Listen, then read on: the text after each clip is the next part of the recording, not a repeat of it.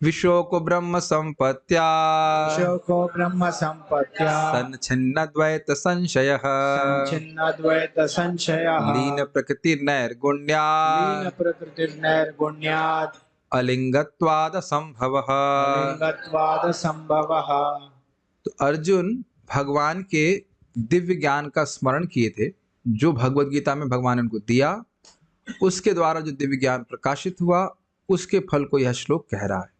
श्रीमद् भागवतम प्रथम स्कंद 15वां अध्याय 31वां श्लोक। अब इसके अनुवाद को आप देखिए।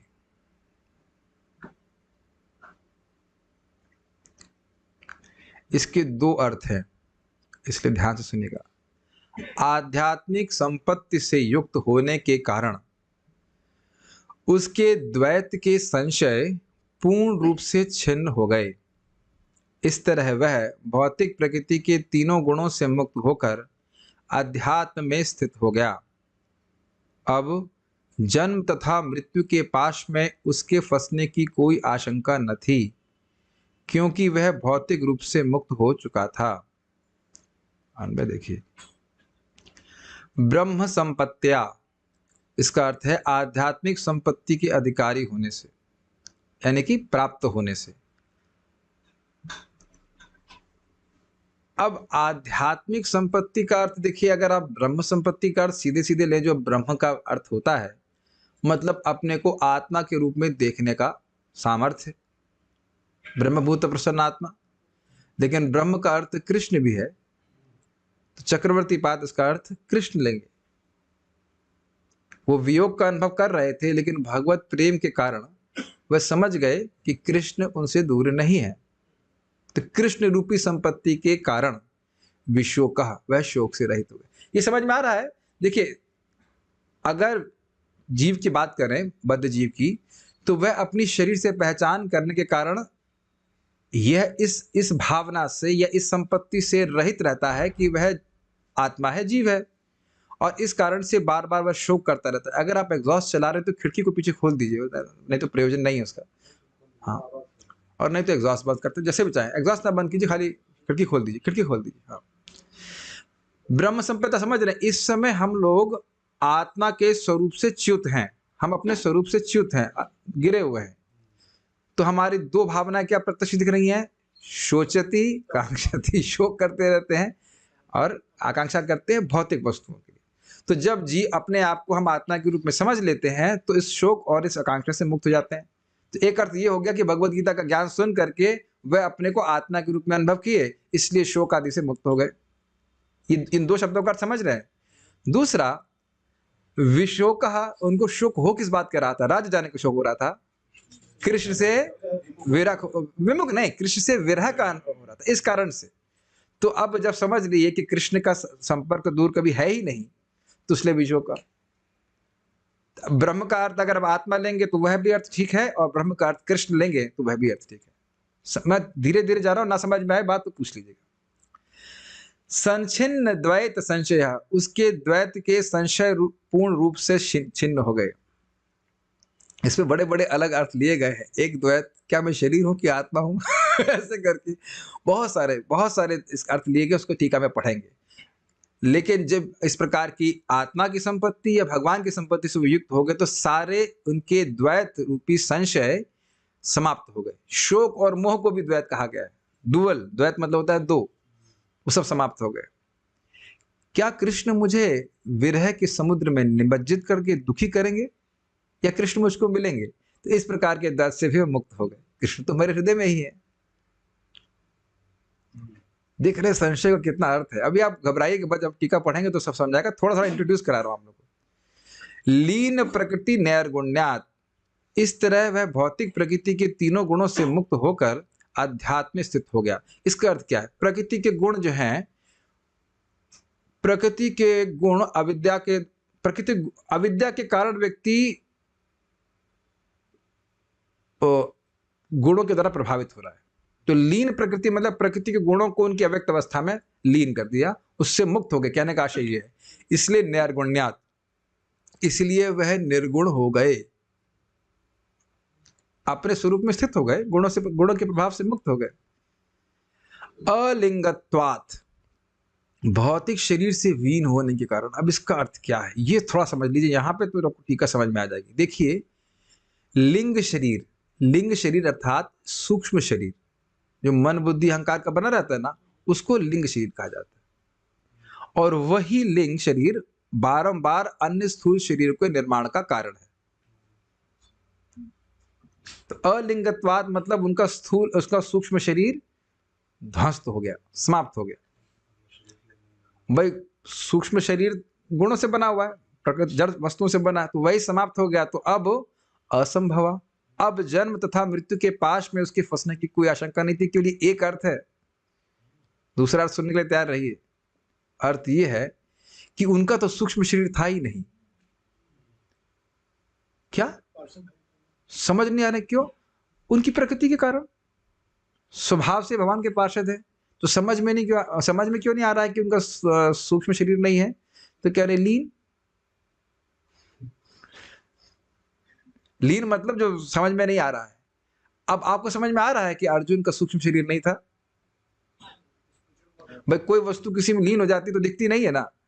तो सामान्य जीव को ये नहीं दिख रहा है कि किस प्रकार से अर्जुन का शरीर चिन्मय है, उसमें स्थूल और सूक्ष्म शरीर नहीं है। मैं दोनों अर्थों को लेकर चल रहा हूं, जो चक्रवर्ती पाद अर्थ ले रहे हैं और जो इधर सीधा सा भी ले रहे हैं। इसलिए मैं थोड़ा थोड़ा आप लोगों को उधर का आस्वादन करने का प्रयास करा रहे हैं। अभी टीका पढ़ेंगे तो समझ में आ जाएगा, इसीलिए कहा था थोड़ा पढ़ के आइए। ठीक है, घबराइए मत, हम साथ में आपके। सीधे शब्द की टीका पढ़ते हैं।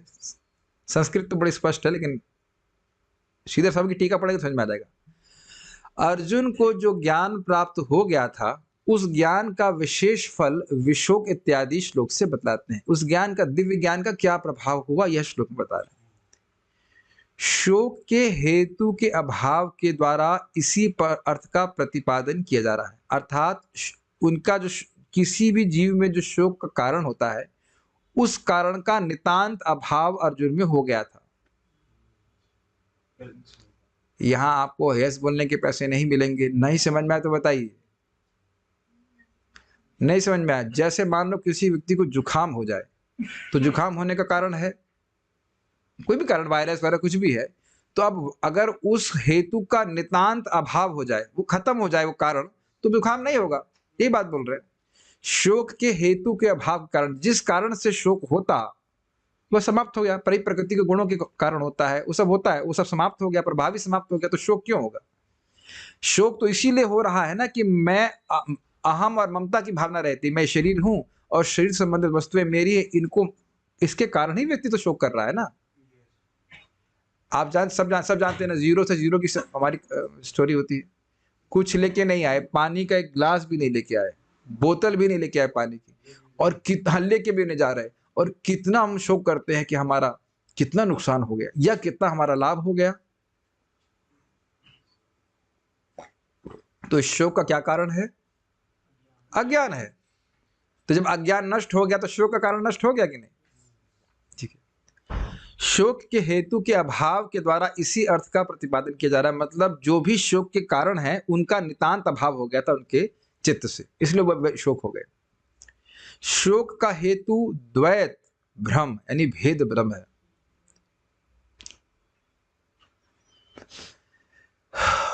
इस जगत में व्यक्ति द्वैत किस रूप का द्वैत दिख रहा है आपको? भगवान से अलग ये जगत दिख रहा है, भगवान की शक्ति के रूप में नहीं दिख रहा है ना। इसी कारण से भ्रमित है, और इसी कारण से भोग बुद्धि का निर्माण हो रहा है। ये तो बात समझ रहे होंगे। और जब भोग करेगा या देह में उसका अभिनिवेश होगा, तो शोक होना तो अवश्यम भावी है। आपको याद है ना, यदि मन से ध्रुवम अध्रुवम वा या तो आप शरीर को या आत्मा को ध्रुव मानिए या अध्रुव मानिए, या अध्रुव दोनों मानिए, या दोनों नहीं मानिए। दोनों ही कारण से शोक करने का कोई कारण नहीं, केवल मोह के कारण ऐसा हो रहा है। उसका कारण देह है, उसका कारण लिंग शरीर है। देह भ्रम का कारण है कि नहीं, मैं देह मान रहा हूं कि नहीं अपने आप को, और वह देह क्यों प्राप्त हुआ? लिंग शरीर अर्थात सूक्ष्म शरीर के कारण। ये सब भक्त लोग समझते हैं कि नहीं? मन की भोग वासनाओं के कारण हमको शरीर प्राप्त हुआ है, और उसका कारण क्या है? गुण है। हमारा जो सूक्ष्म शरीर है वो किससे बना हुआ है? प्रकृति के गुणों के द्वारा। सतोगुणी अहंकार के द्वारा मन की उत्पत्ति होती है, रजोगुणी अहंकार के द्वारा बुद्धि के निर्माण होता है। तो गुणों के द्वारा ये हमारे सूक्ष्म शरीर का निर्माण होता है।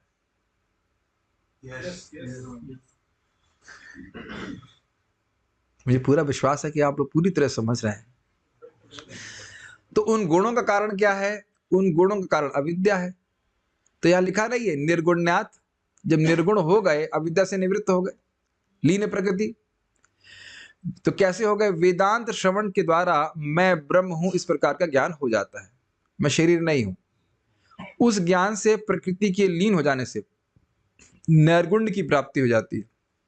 प्रकृति का अर्थ है यानी प्रकृति का प्रभाव अर्थात अविद्या। ये तो आप जानते हैं कि अविद्या हमारे स्वरूप को ढक लेती है और हमको ये बाध्य कर देती है कि हम मानो कि ये शरीर हूं। अब हम इसको नहीं समझाएंगे, हम खूब अज्ञान पर प्रवचन कर चुके हैं, ठीक है। अगर अज्ञान का मुरब्बा मन के जीवन काटना चाहते तो हम कुछ नहीं कर सकते, उसको बाहर आना पड़ेगा। पूरा एक टॉपिक हमने पढ़ाया, अज्ञान का अर्थ क्या होता है, प्रक्षेपात्मिका और आवरणात्मिका इत्यादि इत्यादि। तो जो अविद्या से अविद्या लीन हो गई तो निर्गुण की प्राप्ति हो गई, वह गुणों से मुक्त हो गया, गुणों के प्रभाव से मुक्त हो गया। उस समय जिस तरह सुषुप्ति तथा प्रलय काल में अविद्या बची ही रहती है, उस तरह से अविद्या बची नहीं रहती। इसको समझने का प्रयास कीजिए। देखिए, सुषुप्ति का अर्थ होता है जब आपको स्वप्न भी नहीं आता है, लेकिन इसका अर्थ यह नहीं है कि अविद्या नष्ट हो गई है।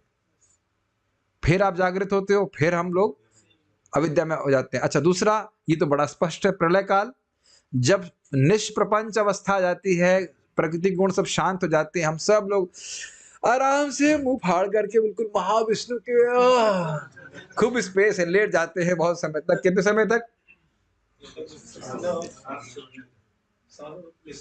यस, दोबारा जब निश्वास करते हैं तब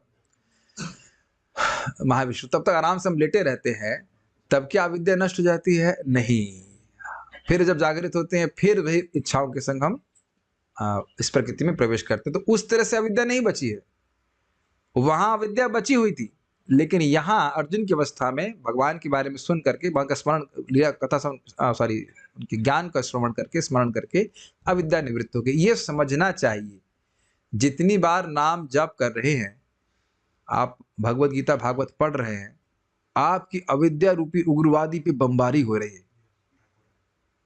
ये हमेशा स्मरण क्या करिए, जब भी आप हरे कृष्णा करें तो ऐसा सोचिए आप कमांडो हैं, ये ऊपर पे हवाई जहाज को होता है ना, वो जो क्या होता है, फाइटर एयरप्लेन बैठे हैं और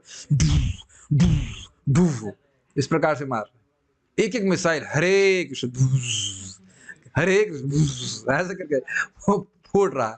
उसी प्रकार से भागवत का एक एक शब्द हमारी अविद्या को नष्ट कर रहा है। देखिए, अनादि काल से, अनादि मतलब कितनी सृष्टियां बीत गई हैं, तब भी हमारी अविद्या नहीं नष्ट हुई। और चक्रवर्ती पाद क्या कहते हैं 6.2.9-10 में, एक ही नाम अविद्या को निवृत्त करने के काफी है। हरे कृष्णा कृष्णा कृष्णा हरे हरे, हरे राम राम राम हरे हरे। कितने गंभीरता से, कितने आदर से भगवान का नाम उच्चारण करना चाहिए, गीता भागवत को पढ़ना चाहिए। ये हम अपने मन से नहीं बोल रहे हैं। स्यात् कृष्ण नाम चरिता दिशताप्य विद्या, पीतोपतप्त रसनस्य नरोचिकानु, किन्त्वादराद् अनुनिदं खलु सैव जुष्टा, स्वाद्विक्रमाद् भवति तद्गद मूल हंत्री। स्यात् कृष्ण नाम चरिता, कृष्ण के नाम और चरित, स्यात् कृष्ण नाम चरिता सीता, सीता मतलब मीठी मिश्री के समान है। स्यात् पीतोपतप्त रसनस्य न रोचकानि, लेकिन पित्त यानी पीतोप मतलब पीतोपतप्त का मतलब हो गया जॉइंडिस। जैसे मान लो कोई की जीभ या शरीर में कष्ट हो जॉइंडिस का, तो उसकी जीभ में मीठी चीज कड़वी लगती है। उसी प्रकार से अविद्या रूपी रोग से ग्रसित जीव को भगवान के नाम रूप चरित आदि बड़े कड़वे लगते हैं। लेकिन कितने आश्चर्य की बात है, किंतु कितने आश्चर्य की बात है, आदर पूर्वक और अनुनिदम कोई व्यक्ति भगवान का भजन करता है तो किंत्वादराद अनुनिदम खलु सैव जुष्टा स्वाद्वी क्रमाद भवति तद गद मूलहंत्री। क्रम से स्वाद उसे प्राप्त हो जाता है और अविद्या रूपी रोग समूल नष्ट हो जाता है। तो रूप गोस्वामी जी बड़ा क्लियर बता रहे हैं कि अविद्या का नाश हो जाता है। ये भक्ति रसामृत सिंधु में भी वर्णन है कि अविद्या का नाश भी भक्ति कर देती है। तो समझ रहे हैं, भगवान की भक्ति के द्वारा अविद्या का पूर्ण रूप से नाश हो गया, अविद्या बिल्कुल नहीं बची, ये बोल रहा है। उसके कारण नैर्गुण्य हो जाने के कारण गुण के कार्य लिंग शरीर का नाश हो जाता है। अविद्या नष्ट हो गई तो निर्गुण अवस्था प्राप्त हो गई, और गुणों का कार्य, गुणों का इफेक्ट जो ये सूक्ष्म शरीर है उसका भी नाश हो जाता है। ये आप भागवत के 3 स्कंद में देखेंगे, जरयति कोश। ये जो हमारा कोश है, जैसे देखिए हम स्वेटर पहने और अंदर एक क्या कहते हैं कुर्ता पहने, तो कुर्ता जो है वो हो गया एक सूक्ष्म शरीर की तरह, जो बाहर से नहीं दिख रहा है, मोटा मोटी आंतर वस्त्र कह लीजिए, और ये बाह्य वस्त्र हो गया। तो गलने का मतलब है कि हमारा जो सूक्ष्म शरीर है वो गल जाता है, जो कवरिंग है वो समाप्त हो जाती है, ध्वस्त हो जाती है। समझ में आ रहा है, ये बात बोल रहे हैं। अलिंग हो जाने के कारण, अलिंग का अर्थ क्या है, सूक्ष्म शरीर से रहित हो जाने के कारण, मतलब अर्थ यह है कि सूक्ष्म शरीर में अब कोई भोग की वासना नहीं है, समाप्त है। अलिंग हो जाने के कारण जन्म मरण का चक्र मिट जाता है। ये तो बहुत आसान है, जब कोई हृदय में काश ही नहीं है तो जन्म का अवकाश नहीं है। समझ में आ गया ये? जब कोई इच्छा ही नहीं है कि भाई यह मिल जाता तो अगला जन्म क्यों लेना पड़ेगा? ठीक है। जीव जो भोगों को प्राप्त करने के लिए बार बार जन्म लेता है उसको संभव कहते हैं। भव मतलब होना और संभव मतलब सम्यक रूप से फिर से होना। ठीक है, तो अब कोई दोबारा जन्म लेने की संभावना नहीं है, अर्थात स्थूल देह की प्राप्ति अलिंग हो जाने के कारण वह स्थूल देहाभिमान से छूट जाता है। ऐसा मतलब क्या है, देखिए जब सूक्ष्म शरीर समाप्त हो गया, जब सूक्ष्म शरीर ही समाप्त हो गया तो देह से अभिमान क्यों रहेगा? बहुत सिंपल बात है। बड़ी लैंग्वेज थोड़ी अजीब सी लग रही है लेकिन कोई कठिन नहीं है। आप लोग हैं, बेहोश तो नहीं हो रहे हैं? फलतः इस परिच्छेद का अभाव हो जाने से उसकी द्वैत भावना विनष्ट हो जाती है, अतः वह विशोक हो जाता है। ये परिच्छेद का अर्थ हम थोड़ा समझ नहीं पा रहे हैं। परिच्छेद का अर्थ होता है लिमिटेडनेस, जो मैं इसको समझ रहा हूं, परिच्छिन्न, हाँ वही परिच्छेद से होता है। तो देखिए परिच्छेद का मतलब क्या है, मैं इसका अर्थ समझ रहा हूं, एक तो यह है कि मैं टाइम से लिमिटेड हूं, मैं इस समय जन्म लिया और मैं मर रहा हूं। क्या हम इस प्रकार से सोच रहे हैं? मैं इस देश से लिमिटेड हूं, भारतीय हूं, इत्यादि इत्यादि। तो इस प्रकार का परिच्छिन्नता का अनुभव हम कर रहे हैं, जबकि आत्मा तो नाशवान नहीं, मेरा नाश हो जा रहा है, इत्यादि इत्यादि। इस प्रकार की सीमितता के कारण उसका द्वैत भावना नष्ट हो जाती है। मैं कुछ इतना ही समझ पाया हूँ, और इस कारण से वह विशोक हो जाता है। उसको विशोक हो जाता है मतलब शोक नहीं होता, ना मेरा कोई यहाँ पे कुछ है, ना मुझे किसी चीज की आवश्यकता है, इत्यादि सारी ग्लानि समाप्त हो जाती है। अब हम संस्कृत देखेंगे दोबारा से, थोड़ा कुछ समझ में आएगा। विशोक को ब्रह्म संपत्तिया, ब्रह्म की संपत्ति अपने को, ये सीधा स्वामी के अनुसार, अपने को आत्मा के रूप में देखने के कारण वह सारे शोक से मुक्त हो गए। संचिन्न द्वैत संशया, द्वैतता के संशय से वह पूरी तरह से मुक्त हो गए। क्या मैं शरीर हूं या नहीं हूं, या और कोई भावना से मुक्त हो गए। लीन प्रकृति नैर्गुण्यात, वह प्रकृति का जो प्रभाव, प्रकृति अर्थात अविद्या लीन हो गई, समाप्त हो गई, और वह निर्गुण हो गए, गुणों के प्रभाव से मुक्त हो गए। अलिंगत्वात, उनका सूक्ष्म शरीर नष्ट हो गया, इसलिए असंभव, अब उनका दोबारा जन्म लेना संभव नहीं था। ये सब भगवान के वाणी का स्मरण करने से, उनकी शिक्षाओं का स्मरण करने से उनका प्रभाव हुआ। अब हम दूसरा अर्थ लेंगे जो शिला चक्रवर्ती पाद लिए हैं, इसलिए इसका अनुवाद थोड़ा सा अलग से रखा जाए। भगवान कृष्ण की मैत्री रूपी संपत्ति के द्वारा उन्होंने शोक का नाश कर दिया। ब्रह्म विशोक ब्रह्म संपत्तिया। अब ब्रह्म का अर्थ क्या है? कृष्ण। Very good. तो क्या, किस बात का शोक हो रहा था? कृष्ण से विरह का शोक हो रहा था। तो कृष्ण से जो मैत्री रूपी संपत्ति थी उसका स्मरण करके वह समझ रहे हैं कि भगवान से तो मैं कभी दूर नहीं हूं, तो उस शोक का नाश कर दिया। ठीक, ये थोड़ा अर्थ आसान लग रहा था समझने में। यस, इसीलिए प्रभुपाद अनुवाद किए आध्यात्मिक संपत्ति से युक्त होकर के। यदि आप पहली बार इस टीका को देख रहे हैं जीवन में तो कठिन लगेगा, लेकिन घबराइए मत, इसको दोबारा कभी नहीं पढ़िएगा। तब आप देखेंगे कि हृदय में ऐसा स्फुरित होगा। विरह होना चाहिए ना, विरह महसूस होगा जब भागवत से, तब वो प्रकट होगा। मैं कल ही सोच रहा था, आप सब लोग पढ़ के ही आए हो, बहुत बुद्धि लगाते हैं हम लोग अपनी पढ़ाई में।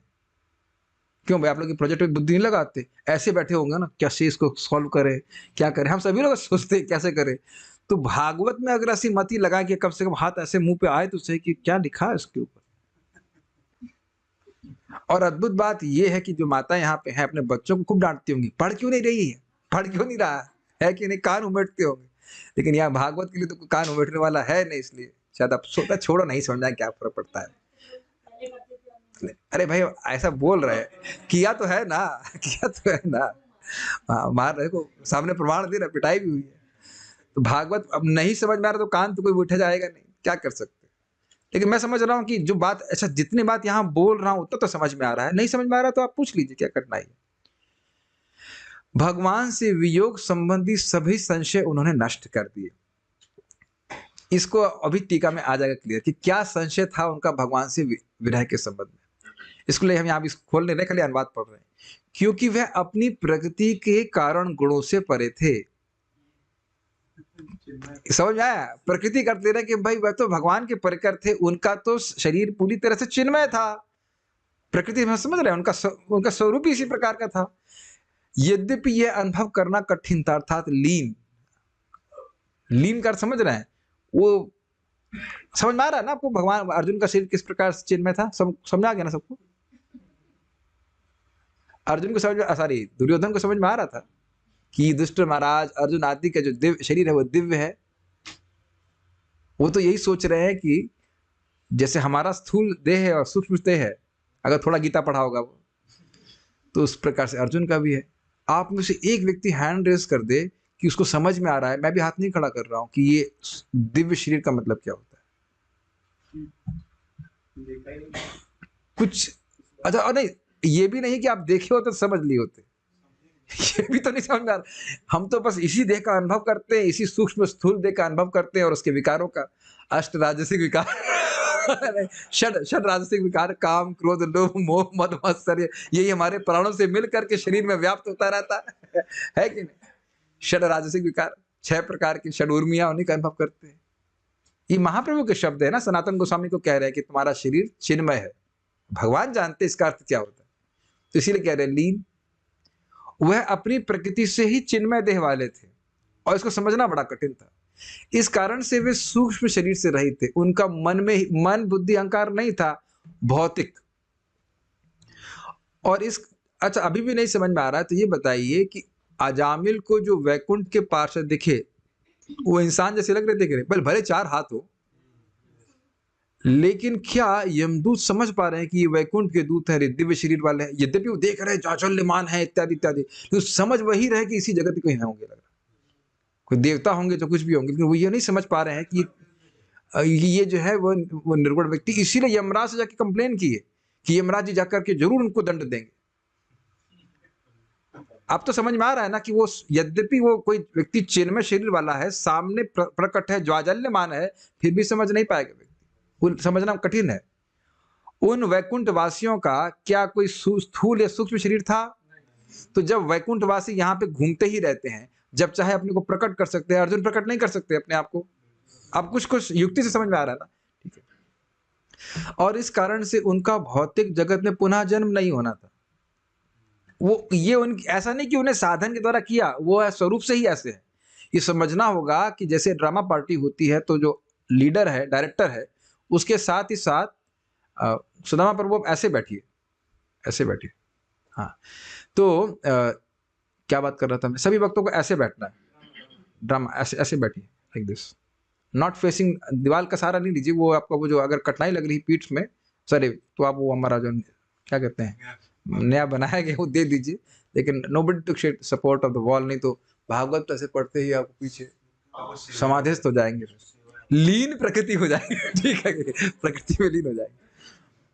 तो ये समझ लीजिए कि अर्जुन का ऐसा नहीं कि अर्जुन को कुछ साधन करना है जिसके द्वारा भगवान की प्राप्ति हो। जैसे कि ड्रामा पार्टी होती है, वो जो डायरेक्टर होते जाते जाते एक्टर भी जाते हैं, तो भगवान की लीला चलती रहती है, भगवान के पार्षद उनके संग जाती रहते हैं। वह इस प्रकार से जेल में नहीं फंसते हैं। जैसे थोड़ा उदाहरण समझ लीजिए, हम लोग जब जेल में प्रीचिंग करने जाते हैं, आप गए हैं ना प्रभु कभी, तो पहली चीज क्या करते हैं पता है, वो आपके हाथ में कुछ स्टैंप लगा देते हैं। तो ये प्रमाण रहता है कि आप इस जेल के व्यक्ति नहीं है, किसी काम से आ रहे हैं फिर वापस चले जाते। एकदम उदाहरण समझ में आ गया, एकदम समझ में आ गया कि नहीं? गए हो तो आप समझ गए होंगे। नहीं, असली वाला वैलिड कारण से नहीं। तब आप स्वतंत्र नहीं है बाहर आने के लिए। लेकिन अब भगवान के पार्षद हैं तो वो भौतिक जगत में आते जाते रहते हैं, वो तो घूमते रहते हैं भक्तों की रक्षा करने के लिए, वह कोई बंधन में नहीं पड़ते।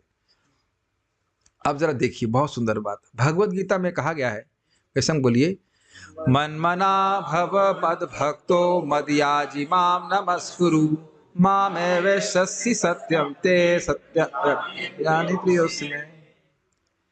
फिर से एक बार, मन मना भव मद भक्तो मदयाजी माम नमस्कुरु मामेवैश्यसि सत्यम ते प्रतिजाने प्रियोस्मे।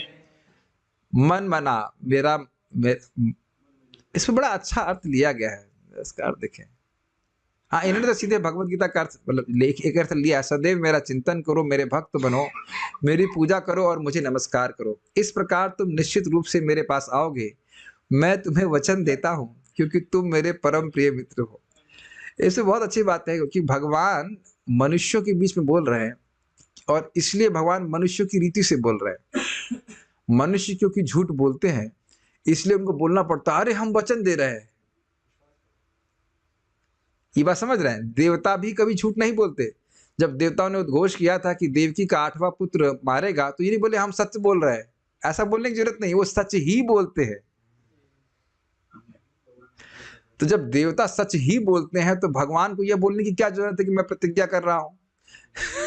क्योंकि जगत में लोग झूठ सुनने के आदी हो गए, इस कारण से सब बोलना पड़ रहा है। तो खैर, ये तो इसकी व्याख्या अलग हम चलेगी, लेकिन एक और इसका अनुवाद इस प्रकार से किया गया है कि मेरे भक्त होकर के अपने मन को मुझ में समर्पित करो। What a sweet meaning. समझ में आया इसका अर्थ? कंस की तरह मन अर्पित मत करो, अनुकूल भाव से मेरा भक्त बन करके अपने मन को मुझे समर्पित करो। मदयाजी का अर्थ है मुझे वस्तु में अर्पित करो। दीपदान करने के लिए मैं बोलता हूं आपको, ऐसे वैसे नहीं बोल दे रहा हूं। ये आरती अर्पित कर रहे हैं, जो भी फूल अर्पित कर रहे हैं, भोग लगा रहे हैं, ये सब मदयाजी में आ जाएगा। और कोई कहे भगवान ये सब भी नहीं कर पाएंगे, तो कहते हैं माम नमस्कुरु, भाई कम से कम नमस्कार तो करो। वैसे अर्थ यह है कि सभी चीजें करनी चाहिए, लेकिन मेरा भक्त बनकर के मन मना हो। और प्रभुपाद जी उसके 9.9 अध्याय है, उसमें जब श्लोक कोट किया गया है तो प्रभुपाद समझाते हैं कि कंस की तरह स्मरण नहीं करना है जो सोच रहा है कृष्ण अब आएगा मुझे मार देगा। अनुकूल भाव से करना। बहुत सारे अर्थ होते हैं, मुझे ये अर्थ बड़ा अच्छा, ये भी अर्थ बड़ा एक एंगल था, बड़ा अच्छा लगा था कि न सिर्फ मेरे मन मुझ में लगाओ, बल्कि मेरा भक्त बन के मुझ में मन लगाओ। अनुकूल भाव से स्मरण करो। इस श्लोक में श्री भगवान कहते हैं कि थोड़ा स्पेलिंग मिस्टेक, तुम निस्संदेह मुझे प्राप्त करोगे। यह भविष्य, अब ध्यान से सुनिए इस बात को, यह भविष्य में संकेत किया गया है कि हे कौन्तेय, उचित समय पर तुम माम एवैश्यसि अर्थात मुझे प्राप्त करोगे। इस श्लोक में बोला ना कि भविष्य में, भविष्य माम एवैश्यसि का अर्थ क्या है?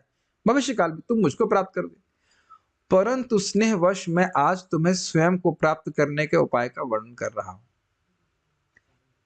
चक्रवर्ती पाद ये कह रहे हैं कि भगवान जब ये श्लोक बोल रहे हैं तो कह रहे हैं कि भविष्य में तुम मुझे प्राप्त करोगे, ये साधन करोगे तो मुझे प्राप्त करोगे, लेकिन आज मैं तुमको स्नेहवश ये बात बता रहा हूं। ये तो समझ में आ रहा होगा, कठिन नहीं है। अब आगे देखिए, उस समय के लिए जबकि तुम भविष्य में महान वियोग के कारण मुझे प्राप्त करने के लिए प्रयासरत होगे। What a beautiful commentary. समझ में आई बात? अरे भाई, ये आप जिंदगी में कभी नहीं सुनोगे। जब मैं इसको कल पढ़ रहा था, हमने कहा भाई ये तो अद्भुत अर्थ है, जिंदगी में कभी सुने इसको? देख रहे क्या भागवत है। विश्वस्य नाथ रूप वसौ भक्ति वर्त प्रदर्शनात् भक्त चक्रवर्तित्वात् चक्रवर्ती आख्या। अद्भुत अर्थ है। कृष्ण जब इस श्लोक को बोल रहे हैं, आप थोड़ा समझने का प्रयास कीजिए। कृष्ण जब भगवद गीता में श्लोक को बोल रहे हैं तो जान रहे हैं कि जब मैं चला जाऊंगा अपने धाम को, तब अर्जुन के मन में एक ही लालसा होगी, मैं कृष्ण को कैसे प्राप्त करूं। तो उनको फिर ये श्लोक याद आएगा, मन मना भव मद भक्तो मदयाजी माम नमस्कार। समझ में आए बात? कितना अमेजिंग है ना। व्हाट एन अमेजिंग श्लोक, अमेजिंग एक्सप्लेनेशन। मान लो अर्जुन बोले, मैंने निरंतर बारंबार ध्यान की विधि का अभ्यास किया है, जिसका आपने स्वयं ही आपको प्राप्त करने के लिए वर्णन किया था, स्पष्ट है। तथा उस ध्यान द्वारा मैं स्वयं को इस देह के निकटस्थ आत्मा के रूप में अनुभव करता हूँ, किंतु फिर भी मेरा देह एक बाधा है, क्योंकि यह क्रमशः मुझे बाह्य विषयों का अनुभव करवाता है तथा मुझे शोक के सागर में फेंक देता है। देखिए, यहाँ जो बता रहा है कमेंट्री में, यह कि आपने बताया कि मुझे ध्यान करो और आप चिंतन करो, तो उसके द्वारा व्यक्ति देहाध्यास, देह में आत्मबुद्धि की भावना से मुक्त होता है। लेकिन अर्जुन कहते हैं फिर भी ये बार बार देह बाधा के रूप में देह बाधा उत्पन्न करता ही है। आप देखिए, गीता में सुनेंगे कि हम शरीर नहीं है, और बाहर जाएंगे कहीं बिजनेस डाउन हो गया, अच्छा डाउन हो गया क्यों भाई? एक तुरंत शोक होना शुरू होता है कि नहीं? रोज हम सब लोग सुनते हैं, या कुछ और कठिनाई होगी, दांत टूट गया या व्हाटएवर, मतलब something has to be there which give us trouble. आप नहीं जीवन में देख रहे हैं, शादी कब होगी, जिनके मन में इच्छाएं हैं, तो हो गई तो अब कब तक चलेगी, इत्यादि इत्यादि, ये सब हमारे कान में हमारे आती रहती है सब बातें, इसलिए हम बोल रहे हैं। बच्चे का पढ़ाई कैसे चलेगी, पहले फर्स्ट आती थी अब थर्ड आती है। ये सब प्रश्न हमसे किए गए हैं गोलोक के वर्णन के बाद में। हम गोलोक का वर्णन किए, माता जी आके पूछी, एक प्रश्न है, क्या प्रश्न ये है कि हमारी लड़की पहले फर्स्ट आती थी अब थर्ड आती, क्या करें? मैंने कहा मैं यहाँ क्यों प्रवचन देने के लिए आया हूँ? मैंने कहा आज मुहूर्त गड़बड़ था, हम गोलोक की बात कर रहे हैं और ये देह की बाधा से ही बाहर नहीं आ रही। कितना महत्वपूर्ण प्रश्न ना, वेरी इंपॉर्टेंट क्वेश्चन। तो आप देख रहे हैं कि दिव्य ज्ञान सुनने के बाद भी ये देह अपने आप में एक बाधा उत्पन्न करता है, शोक उत्पन्न करने के कारण हो जाता है। अतः मैंने मन में निश्चय किया है कि मैं पूर्व अभ्यस्त योग का ही अनुशीलन करूंगा, जो आत्मा को इस देह से विलग करने के लिए समस्त शास्त्रों में संस्तुति किए गए ज्ञान रूपी अस्त्र के सदृश है। योग के अभ्यास के द्वारा व्यक्ति जीव अपने आप को आत्मा को शरीर से अलग करने में समर्थ हो जाता है। वह शस्त्र की तरह, जैसे मान लो कोई गांठ बंधी हुई है, आपने देखा नॉट होती है कहीं कहीं, जैसे पैकेट आते हैं आपके, तो उसमें वो बहुत टेप लगा देते हैं, तो जल्दी खोलना होता तब लेते हैं कैंची और तुरंत काटना शुरू कर देते हैं। मुझे एक इस पे छोटी सी कहानी याद आती है, बहुत बचपन में कहानी पढ़ी, सुनना चाहेंगे just for making you feel awake. एक मंत्री था, उसने अपने राजा को मारने के लिए एक बम एक पैकेट में भेजा, और वो पैकेट में उसने खूब गांठें बांध रखी थी। तो उसकी प्लानिंग ये थी कि ये गांठें खोलते खोलते टाइम लगेगा और उतने फट जाएगा, और नीचे वो वेट कर रहा था। तो राजा एक गांठ खोले, दो गांठ खोले, फिर वो है अधीर हो गए, कैंची लाए, उसको खोल दिया, देखा बम में बाहर फेंक दिया, मंत्री पे गिर गया, वो मर गया।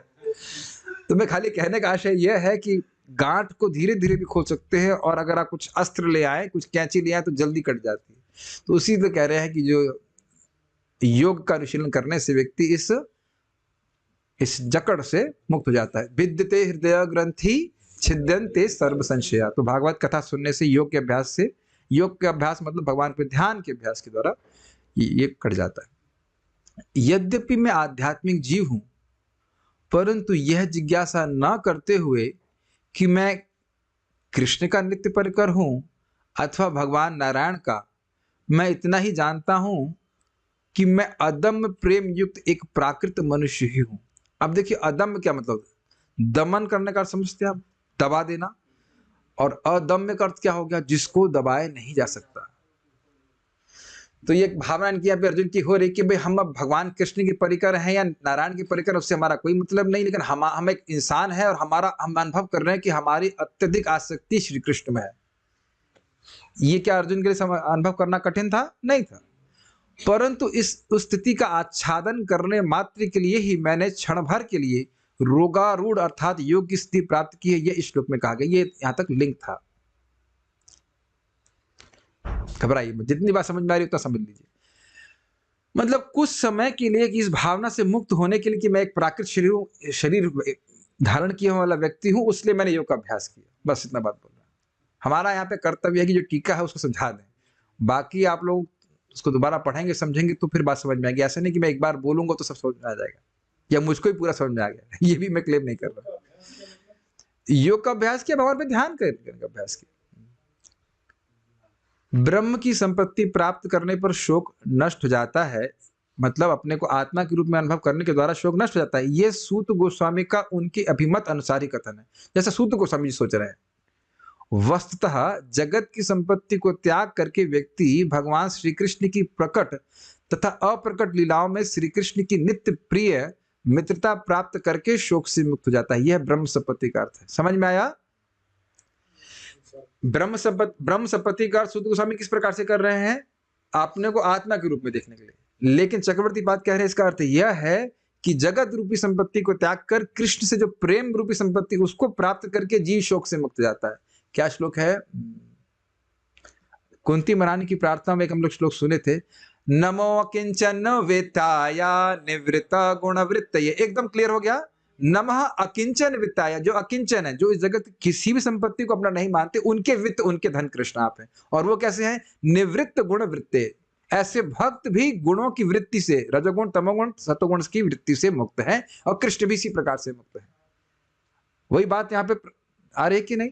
तो ये ब्रह्म संपत्ति का अर्थ समझ पा रहे हैं जी। व्यक्ति को द्वैतता के संशय को पूर्णतः छिन्न कर देना चाहिए। व्यक्ति को संदेह होता है कि क्या मेरा देह से संबंध है अथवा नहीं। तो ये संशय है कि नहीं? डुअलिटी, मैं देह हूं कि मैं आत्मा हूं। ऐसा मत सोचिए कि हम लोग इससे मुक्त हैं। क्लास में हम लोग आत्मा होते हैं, उसके बाद देह हो जाते हैं तो डाउट रहता है कि हम देह है कि आत्मा है कि नहीं। अर्जुन का संदेह इस प्रकार है, ध्यान से सुनिए। संदेह बड़ा स्वीट संदेह है। वस्तुतः यद्यपि मुझ में तथा कृष्ण में भेद है, परंतु संशय यह है कि पूर्व में परस्पर शक के कारण हमारे मध्य एक था, परंतु अब द्वैत अर्थात वियोग है। पहले हम साथ में थे, द्वैत मतलब डुअल समझ रहे? तो कृष्ण में भेद है, मतलब कृष्ण से दूर हूं मैं भी कृष्ण से दूर हूं। तो पहले तो साथ साथ रहते थे, अब हम दूर हैं। तो क्या दूर है या नहीं है? आप कहेंगे नहीं है, और है और नहीं भी है ठीक है। क्या कृष्ण पुनः मुझे सुखद मित्रता की एकता में स्थित करेंगे? ये संशय है कि नहीं? अर्थात क्या दोबारा मुझे भगवान का संग प्राप्त होगा? याद आ रहा है भीष्म पितामह भी इसी प्रकार की कुछ लालसा कर रहे हैं।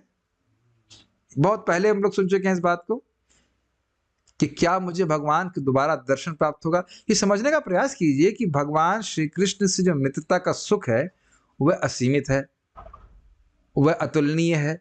तो अब वह जिसको प्राप्त होगा वो और कुछ लालसा क्यों करेगा बताइए? वो यही इच्छा करेगा ना कि दोबारा मेरा कृष्ण से इसी प्रकार का सुख, कृष्ण से मित्रता हो। तो क्या इस प्रकार से होगा?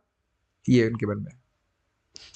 अथवा इसका अर्थ हो सकता है कि वह अपने इस ध्यान में संदेह को छिन्न कर देते हैं कि क्या वह द्वैत अर्थात वियोग द्वारा मुझे दुख सिंधु में निमज्जित कर देंगे।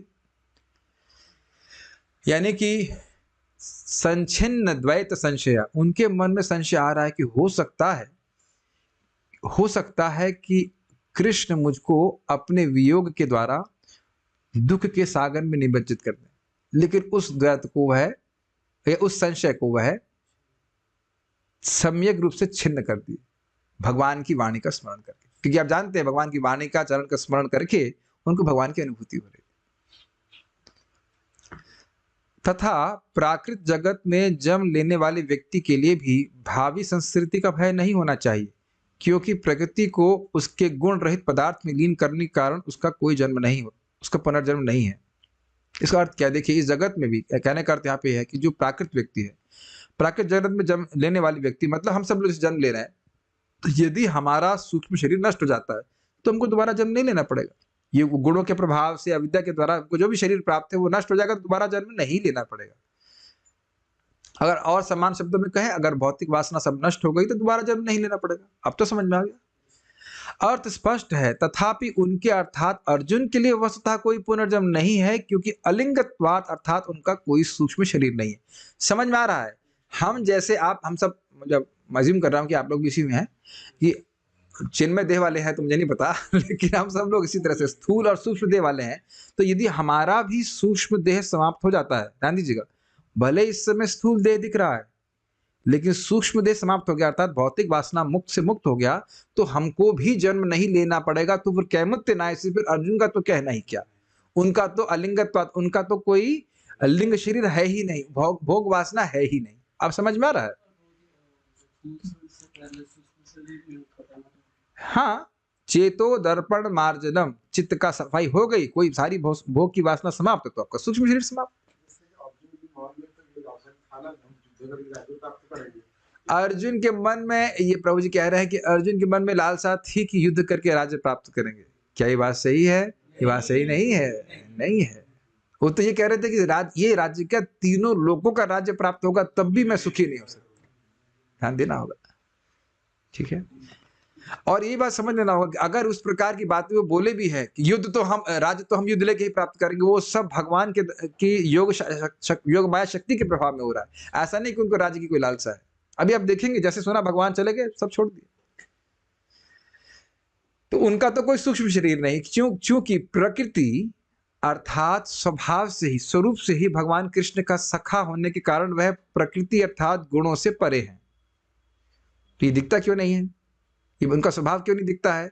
जो लीन अर्थात अनुभव कर पाना कठिन है। क्या अनुभव कर पाना कठिन है? कि किस प्रकार से अर्जुन सूक्ष्म शरीर से रहित है।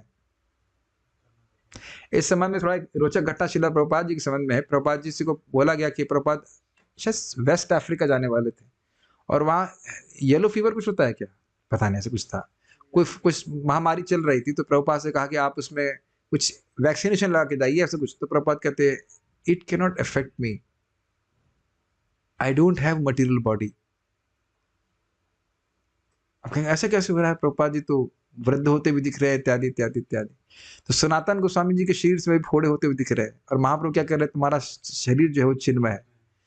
तो देख रहे हैं कि अंतरंग शक्ति कैसे कार्य कर रही है। कुंती महारानी दुर्योधन को भगवान की कौन सी शक्ति कहते हैं? विजय शक्ति के रूप में नहीं दिख रही है। समझ रहे हैं? जैसे भगवान के दिव्य कर्म नहीं समझ में आते, भक्तों के भी दिव्य कर्म नहीं समझ में आते। ये समझ में आ गया सबका अर्थ? उम्मीद है कि आ गया। अथवा इसका अन्य अर्थ भी है कि इंद्र के अंश के रूप में भी वे जीवन मुक्त थे, अर्थात जिनका भौतिक देह तो था परंतु उन्होंने उसे त्याग दिया, अतः वह शोक रहित थे। वह प्रपंच जगत के अनुसंधान से उद्भूत शोक तथा मोह आदि से मुक्त थे। द्वैत अर्थात शोक तथा मोह। अब समझिए मोह, इसका अर्थ क्या है? प्रापंचिक जगत समझ रहे, भौतिक जगत, और अनुसंधान मतलब रिसर्च। जो आदमी जगत में रिसर्च करता है कि देखे कुछ यहाँ पे कुछ हमारे एंजॉयमेंट के लिए है कि नहीं, तो क्या प्राप्त होता है? शोक प्राप्त होता है या मोह प्राप्त होता है? तो अब वो है, उनके भगवान की भक्ति कर रहे थे, तो इसलिए उनका कोई अब उससे भाव नहीं था, उसलिए वो सुमुक्त थे। यह इसलिए है क्योंकि भौतिक प्रकृति को गुणों में लीन करने के कारण वह गुणों से परे थे। भौतिक प्रकृति का मतलब अविद्या, और तथा अपने सूक्ष्म शरीर के अप्रकट होने के उपरांत वे पुनः जन्म नहीं लेंगे। तो ये देखिए दो अर्थ ली जा रहे हैं चक्रवर्ती बात की तरह। अगर आप ये मान लें कि भगवान के परिकर है तो उनका शरीर ही चिन्मय है, वो तो स्वरूप से ही निर्गुण है। और दूसरा, अगर ये भी मान लें कि इंद्र के अंश थे, तो भी वह भगवान की सेवा करके, भगवान की भक्ति करके वो सबसे पार हो गए, दोबारा जन्म नहीं लेंगे। ठीक है, तात्पर्य प्रभुपाद जी के। द्वैत के संशय देहात्म बुद्धि की गलत धारणा से प्रारंभ होते हैं। मैं देह हूं, इस प्रकार से द्वैत होता है, क्योंकि अल्पज्ञ लोग शरीर को ही आत्मा मानते हैं। भगवान गीता में क्या कहते हैं? यो माम पश्यति सर्वत्र, यो माम पश्यति सर्वत्र, जो मुझको ही हर जगह देखता है। और दूसरा क्या देखता है? मेरे को और मेरे में देखता है। सर्वम च मयि पश्यति, और सब कुछ मुझ में ही देखता है। तो दोनों ही स्थिति में भगवान को देखता है कि नहीं? भगवान के अलावा क्या देखता है? और हम भगवान के अलावा कुछ देख रहे हैं, उसका कारण क्या है? देहात्म बुद्धि। समझ में आ गया? हम भगवान से इतर इस जगत को देख रहे हैं, जबकि भागवत और गीता बार बार बोल रही कि जगत भगवान की शक्ति का अभिव्यक्ति है। तो कारण क्या है? अविद्या के कारण, और उसी अविद्या के कारण देहात्म बुद्धि होती है। ऋते अर्थम यत् प्रतीयेत न प्रतीयेत चात्मनि तन विद्या आत्मनो माया यथा भाषा यथातमः। इस जगत में किसी भी वस्तु का अर्थ या संबंध तुम मुझसे नहीं देख रहे हो, तो ये माया के कारण है। तो वो द्वैतता हो गई ना, भगवान से अलग कोई वस्तु है जो अपने पास में रख लूं, ये मेरा है, डज दैट मेक सेंस? ये मेरा है, ये कृष्ण का है, ठीक है, ओके। अब तो हो गया ना, दो लोग हो गए ना, ये हमारी प्रॉपर्टी, आपकी प्रॉपर्टी। हाँ, ये मंदिर का, ये हमारा है, ऐसा कुछ भी आप, ये मैं अलग हूं और मैं कृष्ण का नहीं हूं, और ये सब वस्तुएं मेरी हैं, ये कृष्ण को हम 50% दे देंगे, कृष्ण खुश रहे। 50% देंगे? नहीं, 10% दे देंगे, और बस हम इत्यादि इत्यादि। ये द्वैत आप देख रहे हैं कि नहीं देख रहे? मेरा परिवार, मेरा मेरा मेरा, और कृष्ण का कुछ अपना जो भी है अपना व्यवस्था बना के चले। ठीक है, ठीक है। तो द्वैत समझ में आ जाए, द्वैत के संशय देहात बुद्धि की गलत धारणा से प्रारंभ होते हैं, क्योंकि अल्पज्ञ लोग शरीर को ही आत्मा मान लेते हैं। हमारी अज्ञानता का सबसे मूर्खतापूर्ण अंश यह है कि हम इस भौतिक शरीर को ही आत्मा के रूप में पहचानने लगते हैं। स्पष्ट है? स्पष्ट हो गया? अज्ञानवश शरीर से संबंध प्रत्येक वस्तु को अपनी निजी मान लिया जाता है। मैं और मेरा की भ्रांत धारणा से उत्पन्न संशय, दूसरे शब्दों में मेरा शरीर, मेरे संबंधी, मेरी संपत्ति, मेरी पत्नी, मेरी संतान, मेरा धन, मेरा देश, मेरा समाज तथा इस प्रकार के सैकड़ों हजारों भ्रामक विचार बद्ध जीव के लिए मोह उत्पन्न करने वाले। एक छोटा सा आपको हम कथा बता रहे। रोहिणी नंदन प्रभु ऑस्ट्रेलिया में थे, बता रहे थे, और वहां पे एक टैक्सी ड्राइवर था। वो टैक्सी ड्राइवर बहुत अहंकार कर रहा था कि मैं बांग्लादेश का हूँ, बांग्लादेशी हूँ। तो प्रभु जी पूछे कि भाई, बांग्लादेश की सृष्टि तो बांग्लादेश के रूप में 1971 में हुई, उससे पहले तो वेस्ट पाकिस्तान था, तो आप पाकिस्तान हो कि क्या, पाकिस्तानी हो कि बांग्लादेशी हो? अब उसको दिमाग घूम गया।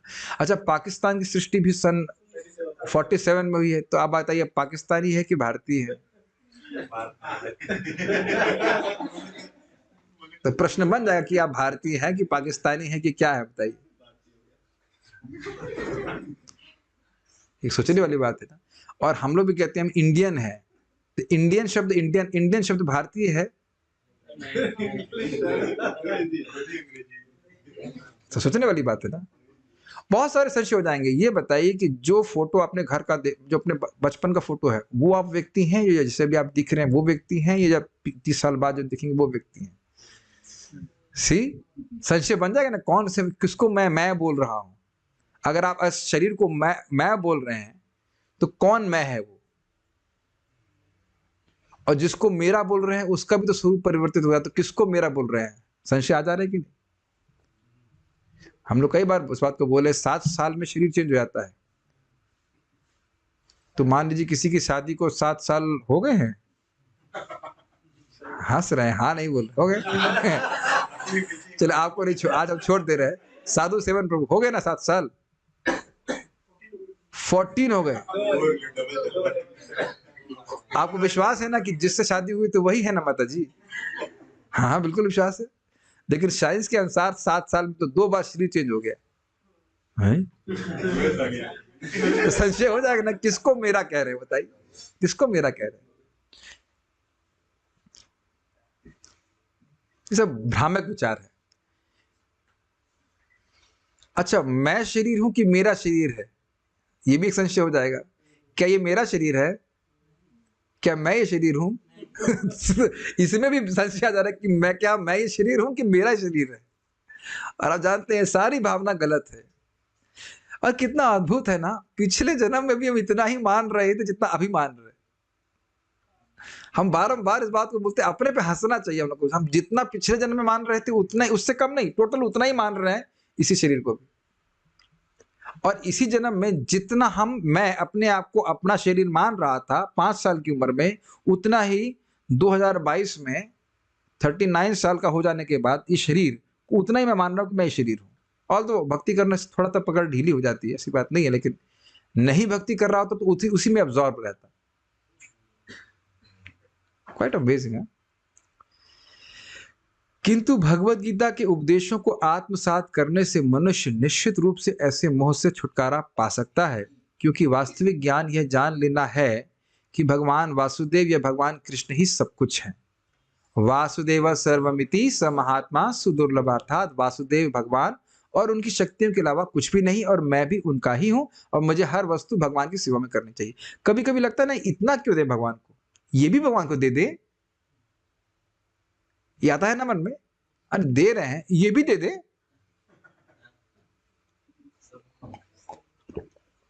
तो अगर मन में ये आ रहा है कि हम ये भी दे दें, तो संशय है ना कि क्या ये शायद ये भगवान का नहीं है। मेरी बात समझ में आ रहा है ना? बहुत इंटरेस्टिंग बात है, नहीं लग रहा आपको? मन भी दे दे क्या भगवान को? मन भी देना होता है क्या? कुछ तो विचार हम अपने अपने एंजॉयमेंट के लिए भी रखने चाहिए ना, कुछ तो भाई, अपनी जिंदगी भी कुछ है। हम अगर मन सोचिए, अगर हम भोग पे ध्यान कर रहे हैं तो क्या मतलब भगवान को प्रसन्न कर रहा है क्या? क्या वो मन मना वाला श्लोक है? मन मना वाला श्लोक कितने घंटे अप्लाई करना होता है 24 घंटे में से? 24 घंटे। 24 घंटे देंगे हम? अरे थोड़ा अपनी जिंदगी भी तो कुछ है ना, जीवन में कुछ सुख होना चाहिए। है ना, कितना टफ है ना? संशय है ना कि हमारा मन है कि किसका मन है? पैसे की तो बात छोड़िए, मन भी तो नहीं देना चाहते हैं, फ्री का है ना, मन फ्री की चीज वो भी नहीं देना चाहते।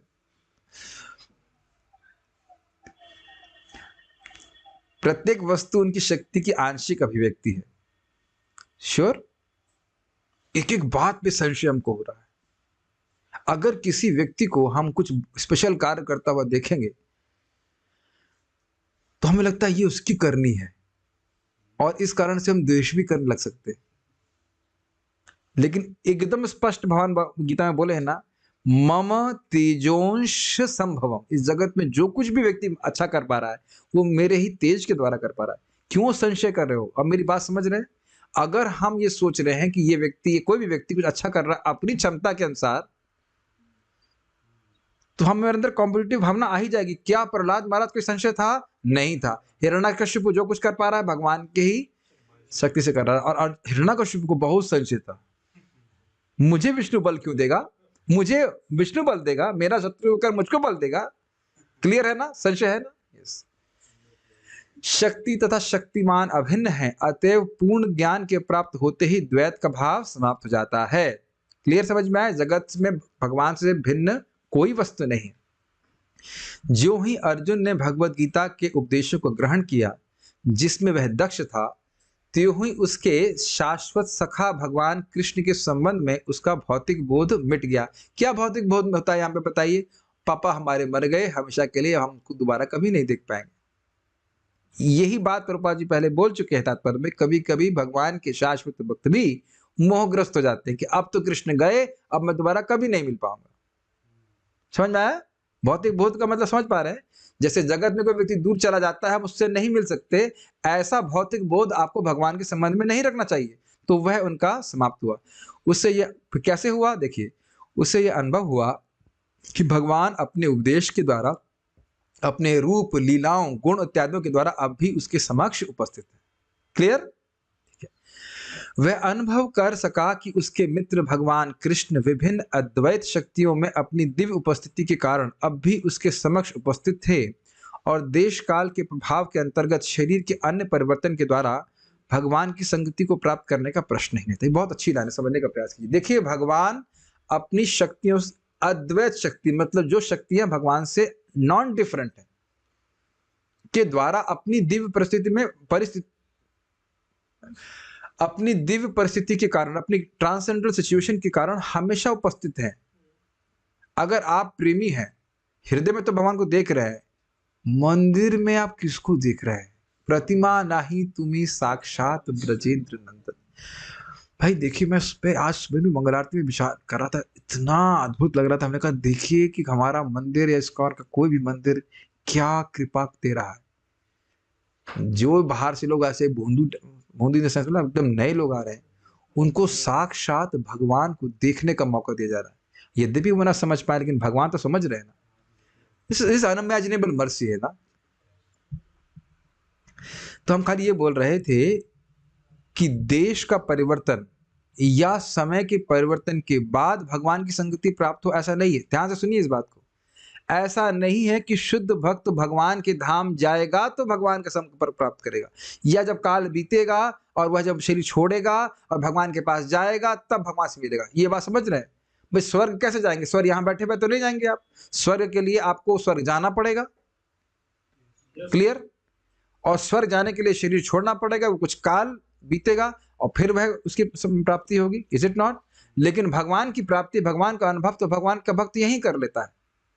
हम पहले भी बता चुके हैं कि जब वो भगवान की जो भक्ति लता बीज है उसको हम जल देते रहते हैं श्रवण कीर्तन के द्वारा, वो बढ़ते बढ़ते भगवान कृष्ण के चरणों को प्राप्ति करती है और चरण के प्राप्ति करके वहां कृष्ण प्रेम रूपी फल प्राप्त होता है।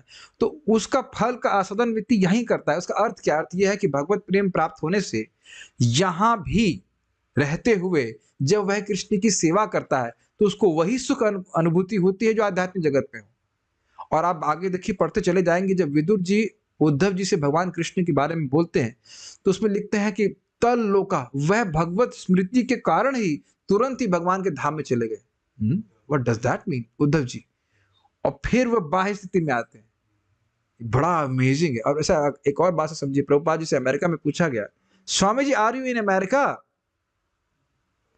प्रभुपाद कोई उत्तर नहीं दिए। Swami ji are you in America? तो प्रभुपाद ने कहा no, I am in Vrindavan. और आज भी आप सुन रहे थे ना, महाप्रभु चातक पर्वत को देखे और कहे गोवर्धन है, और तो गोवर्धन है तो कृष्ण भी होंगे, कृष्ण भी लीला करने के लिए आए होंगे, उनका मध्य दर्शन प्राप्त हो जाएगा। You are where your consciousness is. ठीक है?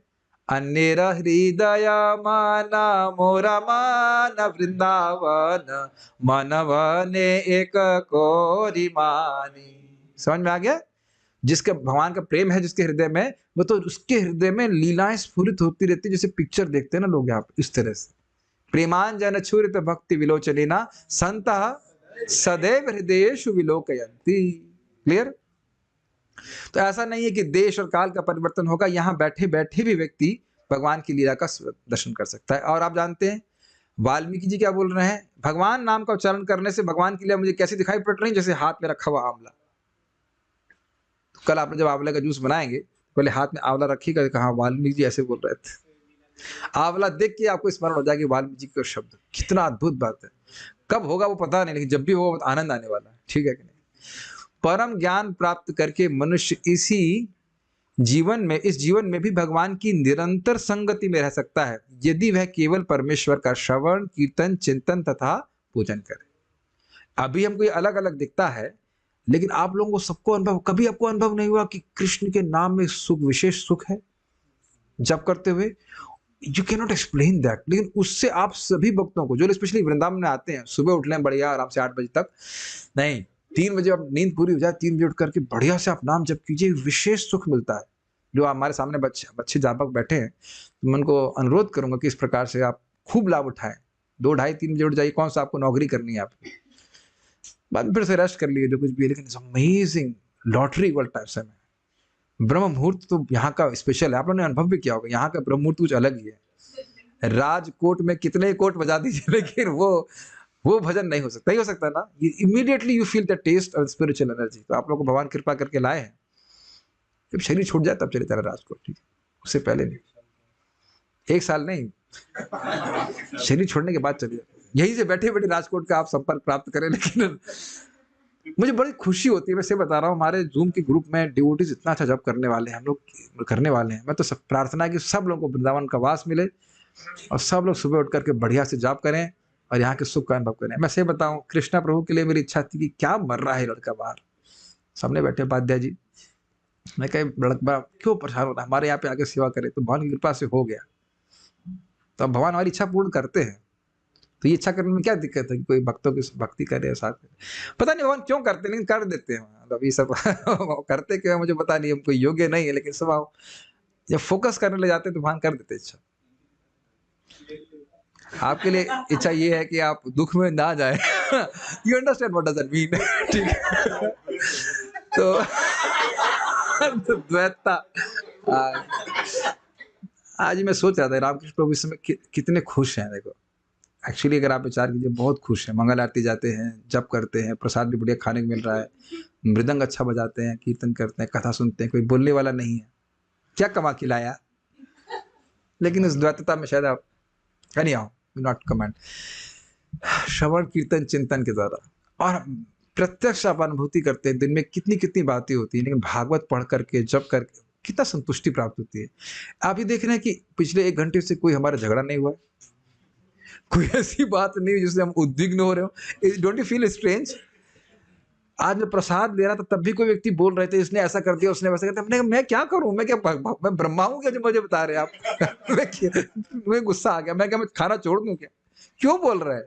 आप लोग एक्सपेरिमेंट करना, आधा घंटा आप ऐसी कोई बात कीजिए, 15 मिनट बाद कोई ऐसी बात आ ही जाएगी, आप उद्विग्न हो जाओगे। कि नहीं? तो ये भागवत का अनुभव ही अलग है। इसी जीवन में मनुष्य उन्हें देख सकता है, उनकी उपस्थिति का अनुभव कर सकता है, यदि वह केवल भक्ति योग द्वारा, जो कि उनका श्रवण करने से प्रारंभ होता है। तो अब आपने श्रवण कर लिया, अब दोबारा श्रवण करने की जरूरत नहीं है। नहीं, जिससे भक्ति प्राप्त होती है उसी से भक्ति बढ़ती भी है। ठीक है? अद्वैत ज्ञान भगवान को जान लें। अद्वैत ज्ञान भगवान का मतलब है जो भगवान अपने नाम रूप गुण लीला आदि से अभिन्न है, ये अद्वैत ज्ञान का अर्थ होता है। भगवान चैतन्य कहते हैं कि केवल भगवान नाम कीर्तन से ही शुद्ध चेतना के दर्पण की धूल को हटाया जा सकता है, अर्थात वो काम क्रोध आदि के कषाय को हटाया जा सकता है, और इस धूल के हटते ही मनुष्य तत्काल समस्त भौतिक बंधनों से छूट जाता है। इसमें बस एक बात कहना चाहता हूं, जो बोरिजन प्रभु कहते हैं कि 30 किलोमीटर मोटी अगर लेयर है धूल की, तो अब 1-2 किलोमीटर निकल जाएगा तब भी आप कहेंगे कुछ हुआ नहीं, लेकिन 2 किलोमीटर हट गया है। इसी तरह जितनी बार बोलते हैं क्या, हरे कृष्णा कृष्णा कृष्णा हरे हरे, हरे राम राम राम हरे हरे, तो भगवान करके अपना जेसीबी चला रहे हैं और मट्टी हटा रहे हैं। भले आपको लग रहा है कि और आपको लगेगा बड़ी धूल उड़ रही है, बड़ी दिक्कत हो रही है, लेकिन करके वो अपना जेसीबी चलाना चालू कर देते हैं। It doesn't charge much। Krishna अगर कान के द्वारा हमारे हृदय में प्रवेश करेंगे तो कुछ ट्रांसफॉर्मेशन का, बहुत बड़ा ट्रांसफॉर्मेशन निश्चित होने वाला है, होता ही है। भौतिक बंधनों से मुक्त होने का अर्थ है आत्मा को मुक्त करना। अतएव जो ही मनुष्य परम ज्ञान में स्थित होता है, त्यों उसकी देहात्म बुद्धि दूर हो जाती है, या वह जीवन के मिथ्या बोध से उबर जाता है। जब वो समझ लेता है मैं भगवान का अंश हूं, दास हूं, तो ये अहम भावना कि मैं शरीर हूं, ये सब मुक्त हो जाता है, मिथ्या अहम भावना। इस प्रकार आध्यात्मिक अनुभूति में शुद्ध आत्मा का कार्य फिर से चालू हो जाता है। समझ में आया? हम इस समय सोच रहे हैं कि हम शरीर हैं, तो शरीर के अनुसार कार्य कर रहे हैं, और जब ये भावना समाप्त हो गई, मैं भगवान का सेवक हूं, तो भगवान की सेवा करूंगा। सिंपल। कृष्ण का दास हूं, कृष्ण की सेवा करना ही कर्तव्य है। उस सेवा का प्रारूप अलग अलग हो सकता है। ठीक है? एक्चुअली हम जब बोलते हैं कृष्ण मतलब कृष्ण के भक्त। Just think about it, my whole life, मैं बोला ये मैं माई मतलब मैं नहीं बोल रहा my, now my whole life is to please Krishna and those who are dear to Krishna. Think about that. अब अगर वाकई हम लोग स्थित हो गए इस चेतना में, तो हमको अब जो बाकी जो जीवन है उसमें यही करना है कि कृष्ण को सुखी करें, और कृष्ण को जो प्रिय उनके भक्त उनको सुखी करें। And just a little bit of this, कैसे बोलूं मैं, थोड़ा सा भी आप इसमें कुछ करते हैं, आप बहुत सुखी हो जाएंगे। कृष्ण बहुत प्रसन्न होते हैं। भक्तों को सुखी कर दें और भगवान को सुखी कर दें, ये काम चालू करना है फिर से। जीव की यह व्यवहारिक अनुभूति, प्रैक्टिकल रियलाइजेशन, प्रकृति के तीनों गुणों सतो रजो तथा तमो गुणों से उसके मुक्त होने पर संभव हो पाती है। भगवत कृपा से, मतलब जब गुण से मुक्त होता है तो उस समय समझ में आती है बात कि मैं जगत का नहीं हूं, मुझे भगवान की सेवा करनी है, वैष्णवों की सेवा करनी है। भगवत कृपा से शुद्ध भक्त तुरंत भगवत धाम को चला जाता है, और भक्त की पुनः बद्ध जीवन में फंसने की कोई संभावना नहीं रह जाती। उसके हृदय में कोई मोह नहीं रह जाता। जब तक मनुष्य में प्रामाणिक शास्त्रों द्वारा नियत की गई भक्तिमय सेवा के द्वारा आवश्यक आध्यात्मिक दृष्टि प्राप्त नहीं हो जाती, तब तक उसे भगवान की उपस्थिति का अनुभव नहीं हो पाता। ये लाइन को हाईलाइट क्यों किया गया है? जब तक व्यक्ति प्रामाणिक शास्त्र, भगवत गीता, भागवत इत्यादि के अनुगत्य को स्वीकार करके उसके अनुसार जीवन को नहीं ढालता है, तो क्या कभी उसका हृदय शुद्ध होने वाला है? ना जी ना, बिल्कुल नहीं होगा। जब हृदय शुद्ध होगा नहीं तो भगवान कहाँ दिखने वाला? ये प्रभुपाद कह रहे हैं। भगवान की उपस्थिति का अनुभव करना है तो उसको शास्त्र के अनुसार भक्ति करनी होगी। हम लोग क्या सुने हैं? ना ना ना ना ना ना, हम नारद जी की बात बोलते हैं। इति मंत्र अभिधानेना मंत्र मूर्तिम अमूर्तिकम यजेत यज्ञ पुरुषम ससमयग दर्शनः पुमान। वहां पे नारद जी एक मंत्र बोलते हैं विष्णु मंत्र का, प्रद्युम्नाय नरिद्धाय नमः संकर्षणाय च इति इस प्रकार से जो भगवान विष्णु के मंत्र का उच्चारण करता है, तो जो उसके द्वारा भगवान का यजन करता है। कैसे ये भगवान का यजन करता है? जो मंत्र मूर्ति है, जो जिनका स्वरूप ही ये मंत्र है, और अमूर्तिकम जिनका कोई प्राकृत रूप नहीं है, इस प्रकार से भजन करता है, तो ससम्यक दर्शनः पुमान्, वह सम्यक रूप से भगवान का दर्शन करने में समर्थ हो जाता है। समझ में आ रहा है? तो ये मंत्र कोई मन से तो नहीं बनाया गया, उपनिषद का मंत्र है, नारद जी दे रहे हैं। उसी प्रकार से हरे कृष्ण मंत्र है, तो हरे कृष्ण मंत्र अगर कोई जाप करता है, शास्त्र में वर्णित है, कालांतर में भगवान का दर्शन प्राप्त करेगा, और अपने मन गणन तरीके से वो नाम उच्चारण करेगा या और कुछ करेगा तो उसको लाभ नहीं प्राप्त होगा। सीधी बात प्रभुपाद करें। यह शास्त्र विधि मुत्सृज्य वर्तते काम कारतः न स सिद्धिम अवाप्नोति न सुखम न पराम गतिम। जो शास्त्र की विधि को त्याग करके अपने मन माने तरीके से कार्य करता है तो उसको सिद्धि प्राप्त नहीं होती, न स सिद्धिम अवाप्नोति, न सुखम, न सुख प्राप्त होता है, न परागति प्राप्त होती है। तो उसको घुमा दीजिए। जो शास्त्र के अनुसार चलता है, अपने मन के अनुसार नहीं चलता है, तो उसे सुख प्राप्त होता है, उसे सिद्धि प्राप्त होती है और परम गति भी प्राप्त होती है। क्लियर? ठीक है। अर्जुन को यह अवस्था कुरुक्षेत्र के युद्ध स्थल में बहुत ही पहले प्राप्त हो चुकी थी। अतएव जो ही उसे भगवान की अनुपस्थिति का अनुभव हुआ कि तुरंत ही उसने भगवत गीता के उपदेशों का आश्रय लिया, और इस तरह वह अपनी मूल स्थिति को फिर से प्राप्त हो गया। अर्जुन का आखिरी शब्द क्या है? उससे पहले वाला क्या है? देखो मुख पे रहता है, श्लोक नहीं आ रहा है। स्मृति लब्ध्वा नष्ट मोहो, मेरा मोह नष्ट हो गया। नष्ट मोहो स्मृति लब्ध्वा त्वत्प्रसादात् मयाच्युता, मेरा मोह नष्ट हो चुका है। तो यही प्रभात कह रहे हैं कि ये अर्जुन को पहले स्थिति प्राप्त हो गई थी कि वो कृष्ण के अंश हैं, आपके अनुसार कार्य करेंगे। नष्टो मोह, मेरा मोह नष्ट हो गया है कि मैं ये देह हूं। उसके बाद स्मृति लब्धा, स्मृति आ गई है कि मैं आपका हूं, मुझे आपका भी नहीं आपका ही हूं, और आपकी प्रसन्नता के लिए कार्य करना है। नष्ट मोह स्मृति लब्ध्वा, कैसे हो गया भाई ये? त्वत्प्रसादात् मयाच्युता, आपकी कृपा से हो गया मुझ पर। क्यों अच्युत है? आप अपने भक्तों पर कृपा करने से चूकते नहीं है, अच्युत। क्या करोगे फिर? स्थितोस्मि, मैं अपने स्वरूप में स्थित हो गया हूं। गत संदेह संशय छिन्न संशय, अब क्लियर हो गया, संशय मेरा चला गया है, जैसे यहां बोल रहे हैं। और करिष्ये वचनम तवा, मैं आपके वचनों का पालन करूंगा। तो वही बात बोल रहे हैं कि अब वहां संशय समाप्त हो गया, और यहां संशय क्या था? भगवान से दूर हैं, चले गए, तो भगवान की स्मृति करके फिर कहे नहीं, भगवान तो हमेशा मेरे सामने है। ये बात, वह विशोक की अवस्था अर्थात समस्त शोक तथा चिंता से मुक्त होने की अवस्था है। क्या अवस्था है? कि मैं भगवान से कभी दूर नहीं हूं, भगवान मेरे पास है, मैं उनके संबंधित हूं, इत्यादि इत्यादि। तो यहाँ रुकेंगे। कोई प्रश्न में कोई प्रश्न है यहाँ पे? Okay, there are no questions, so we shall stop here, but we will definitely chant Narsingh स्तोत्र। So श्रीमद् भागवतम की जय। श्रील प्रभुपाद।